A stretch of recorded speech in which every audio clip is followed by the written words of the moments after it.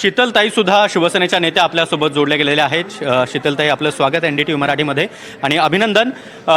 महायुतीचा वर्चस्व पुन्हा एकदा राज्यामध्ये आपल्याला पाहायला मिळतोय. शिवसेना, राष्ट्रवादी, अजित पवार गट आणि भाजप दमदार कामगिरी राज्यामध्ये आपल्याला पाहायला मिळते आणि 12 जिल्हा परिषदांमध्ये भाजपसोबत शिवसेना देखील दमदार यश प्राप्त करताना दिसते.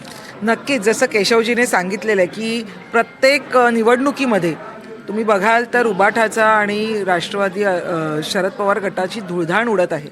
मग ते महानगरपालिका आहेत किंवा जिल्हा परिषदांमध्ये सुद्धा तुम्ही हीच परिस्थिती बघताय. पण आज महायुतीच्या प्रत्येक नेत्याच्या आणि त्याचप्रमाणे कार्यकर्त्यांच्या ओठावर हसू आहे, परंतु डोळ्यामध्ये आसूसुद्धा आहेत. कारण हे यश बघायला कुठेतरी अजितदादा पवार असले पाहिजे होते असं प्रत्येकाला वाटतंय.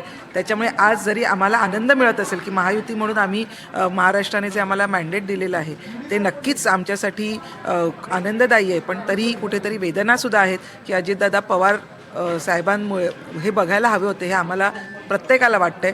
पण मी महाराष्ट्राच्या तमाम जनतेचे पक्षाच्या वतीने आणि महायुतीच्या वतीने खूप खूप आभार मानते की त्यांनी परत एकदा आमच्यावर विश्वास दाखवलेला आहे. त्यांना कल्पना आहे की काम करणारे कोण आहेत, काम करणारी लोकं कोण आहेत आणि फक्त चर्चा करणारी आणि राजकारण करणारी कोण आहेत हे आज जनतेने परत एकदा दाखवून दिलं. मला वाटतं ही महाराष्ट्रातली आता शेवटची याच्यातली निवडणूक आहे. पुढची 3 वर्ष एकही निवडणूक नाही आणि प्रत्येक निवडणुकीमध्ये उबाठा आणि शरद पवार गट हे तोंडावर आपटलेले. मनसेचं तर नामोनिशाणच आम्हाला कुठे दिसलेलं नाही आहे. त्याच्यामुळे परत एकदा जोरदार आणि दमदार कामगिरी महायुती म्हणून आम्ही नक्कीच करू याची आम्हाला खात्री आहे.